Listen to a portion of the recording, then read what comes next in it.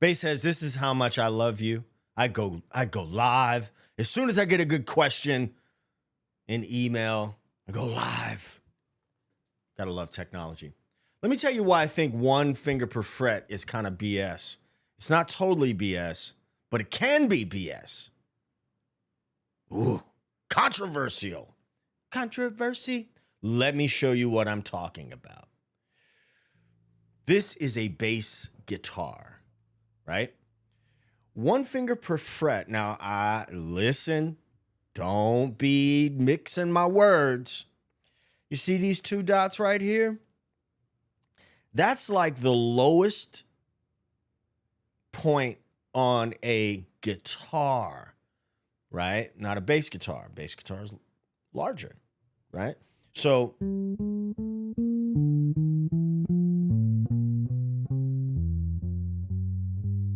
a lot easier to do that there, right? Now, we've talked about this. We've talked about that, right? Here's the problem with, what's up, Tiny?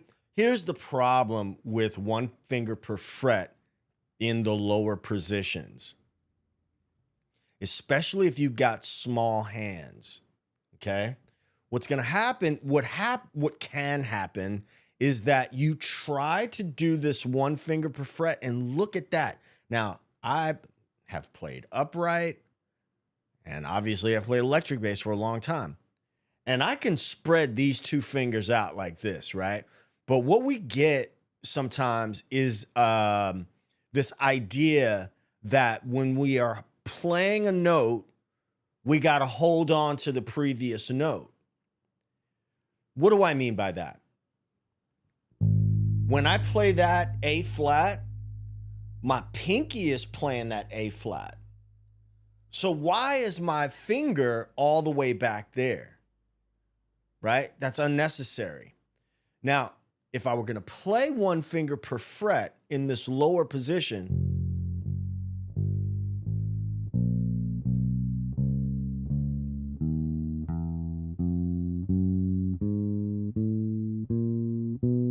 you see those little tiny shifts?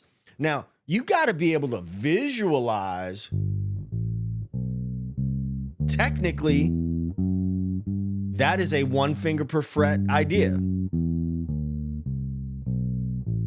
But that's different from doing this.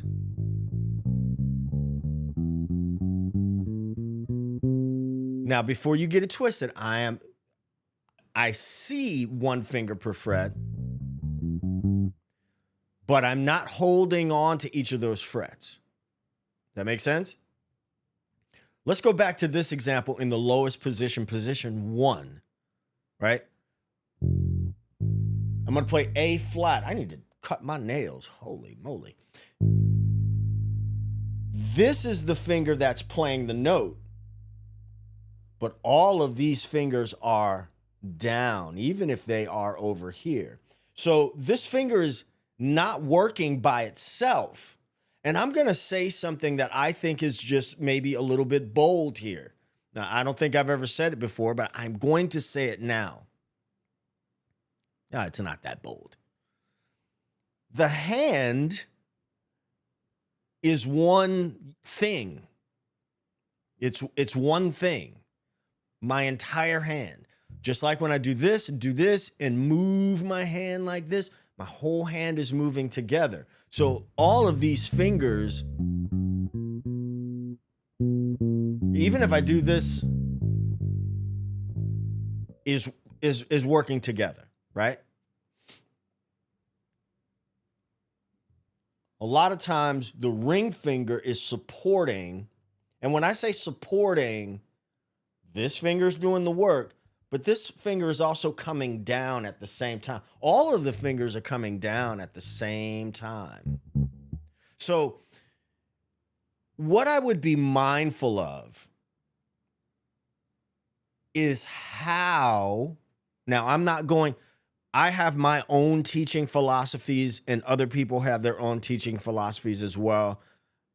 What I say is a way.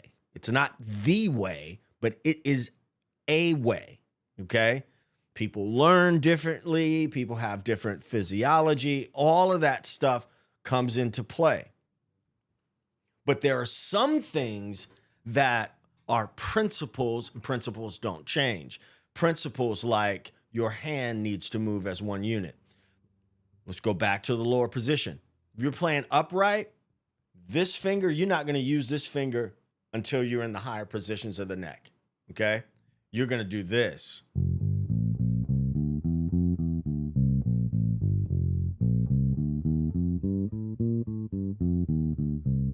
If I remember correctly, when I first started playing upright, the first two scales that I learned was F, not F dominant, but and B flat, and then then E flat, right? So let's take this one finger per fret and go to the 5th fret, okay? Somebody asked me in an email just a little while ago what I thought of the spider exercise.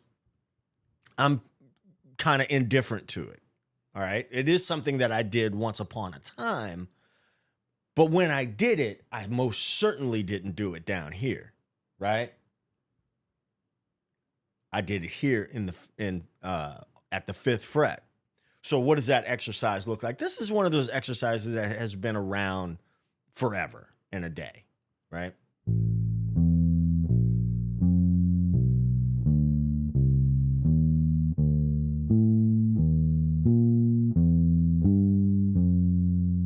Something like that. Yeah, that's it.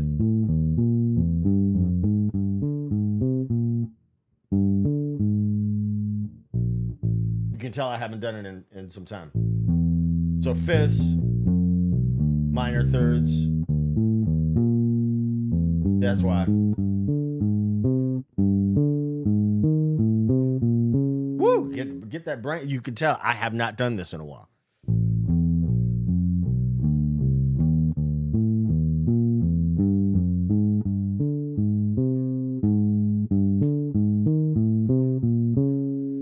John Patitucci had a video out years ago where he did in octaves as well. Okay. I'm certainly not going to go against some, an icon like John Patitucci. I will say, to what end? To what end? So if that exercise is not leading you to something musical, or you just feel like you have to do that at breakneck speed, like on those old DVDs, yes, the upright scales in fourths, Tiny. You'll see. You are never going to play that in real life.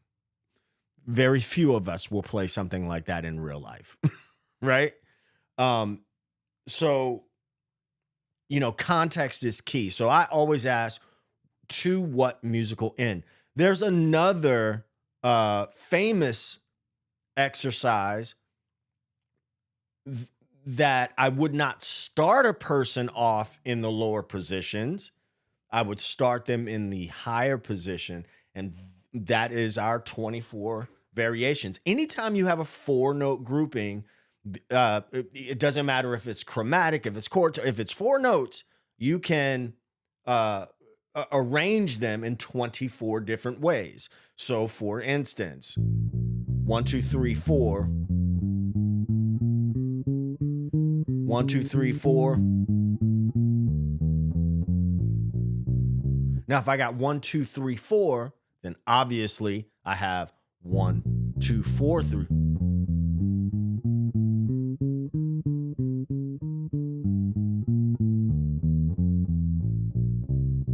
Right?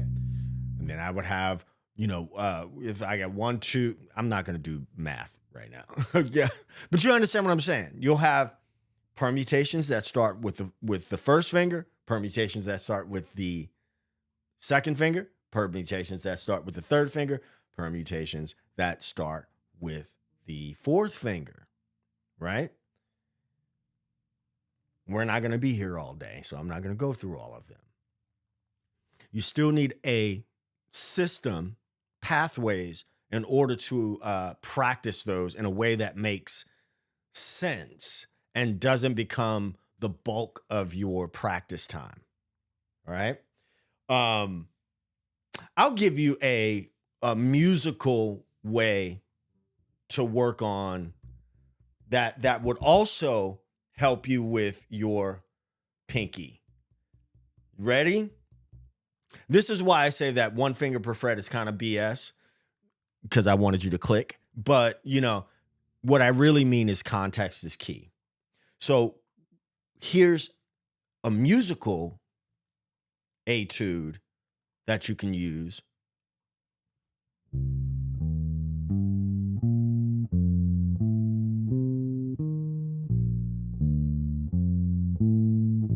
Oh, sorry.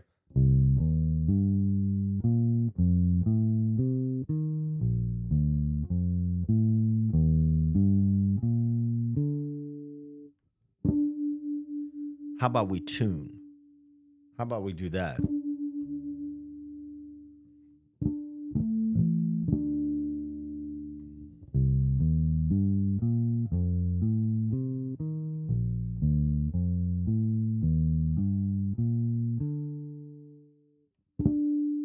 Jesus. My basement laying on the floor all night. Good enough for government work. What am I playing there? I'm in the key of B flat. B flat, my key center. So I'm playing 2, 5, 1, 4, which you may recognize as the first 4 measures of Autumn Leaves. 2, 5, 1, 4. Scale 1, 2. We talked about this yesterday. 1, 2, 3, 4, 5, 6, 7, 1, 2, 5, 1, 4. Now I'm playing the arpeggios, all 1 finger per fret, but I'm not trying to force these fingers to hold on to anything. Root, minor third, perfect fifth, flat 7, root, major third, 5, 7, root, major third, perfect fifth, major 7, root.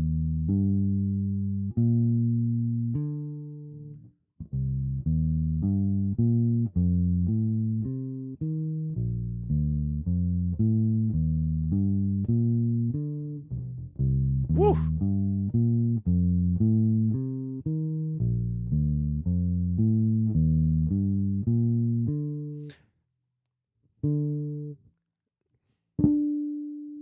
Now I'm playing something that is in a 1 finger per fret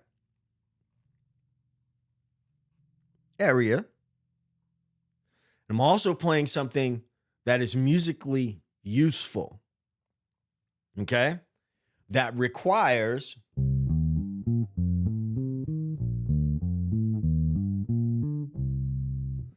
and that jump right there. Woo!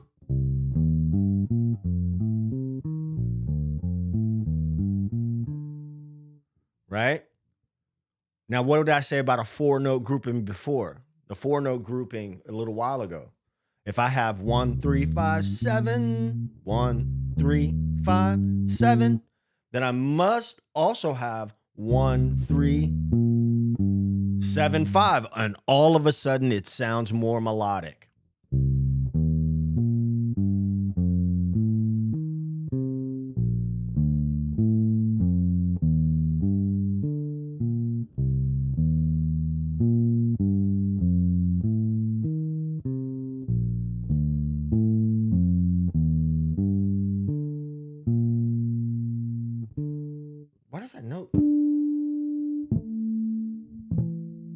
Jeez.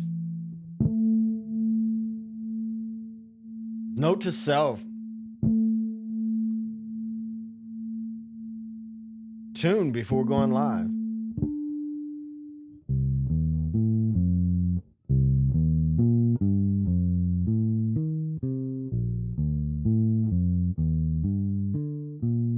Do you guys, does that make sense?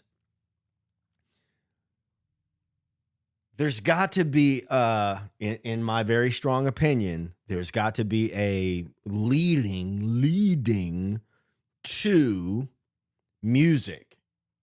There's got to be a leading to music. Let me see if I can find, there's a book that I studied out of in college called 30 Etudes for String Bass. It's a Simondl book. It's a Simondl book. Let me see if I have a, it's called 30 Etudes for String Bass. And what is what's the purpose of this book? It's in all keys, all right? It's in all keys, and it serves a musical, everything serves addresses a technical function, right? Hang on a second. I'm going to show it to you. I'm going to show it to you. And what I'm saying here is going to make a little bit more sense to you. I have to just pull it up off of my hard drive. But this book, I mean, there's like, it deals with hand positions, bowing, right? I played German bow in the old Universität. Let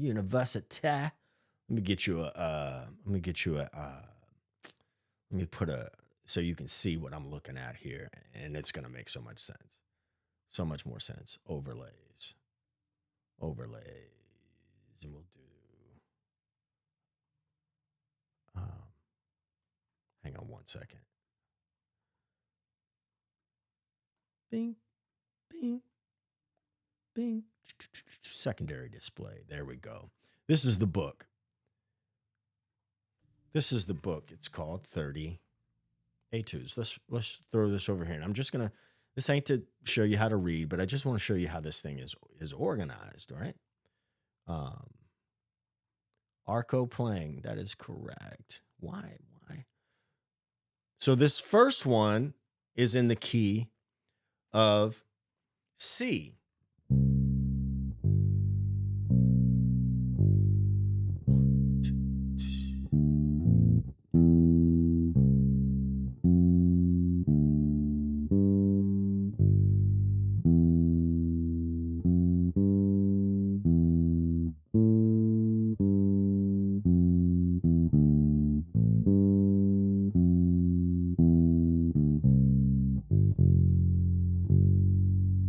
Some shifting.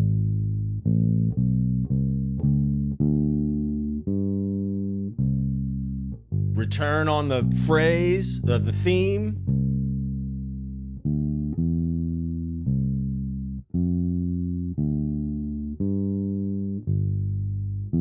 Two, three, four. 1, 2, 3, 4.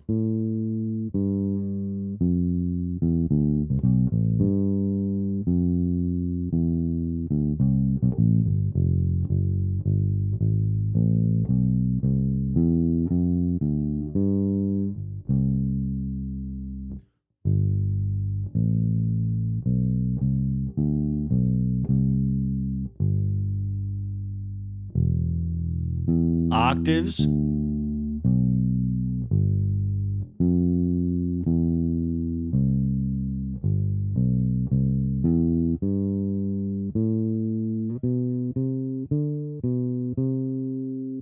And then a big jump here. Do you understand what I'm saying? So like there's they're etudes, they're studies, but they're musical, right? So like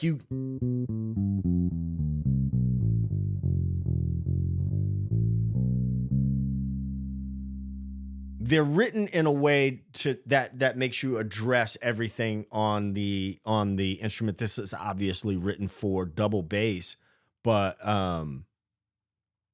yeah, that's my thoughts. That's my thoughts on that. To round it out, because I got to get back to work.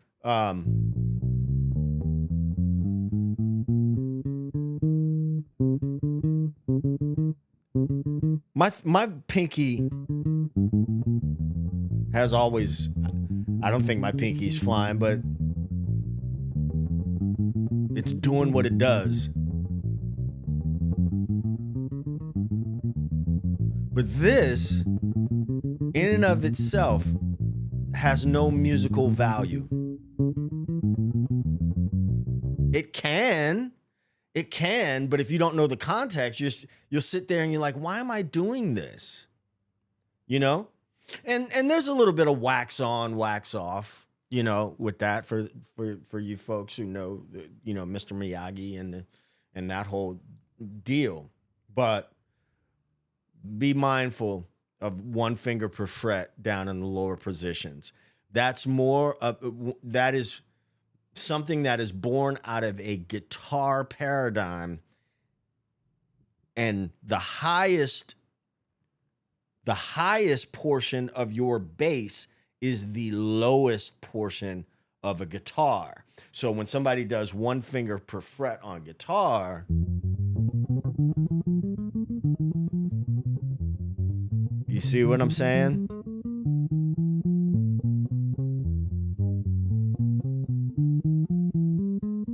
Now, I will tell you that when you can get those micro shifts down, Mike Wilcox in Oakland had taught me this, doing 1, 2, 3, 4, coming back down, and then seeing this section, that 4 fret range, position 1, and then boom, going up to the next position. I think he called it position 5. So watch, because you know your first finger is on the 5th fret, and this will help with segmenting the neck. I skipped one.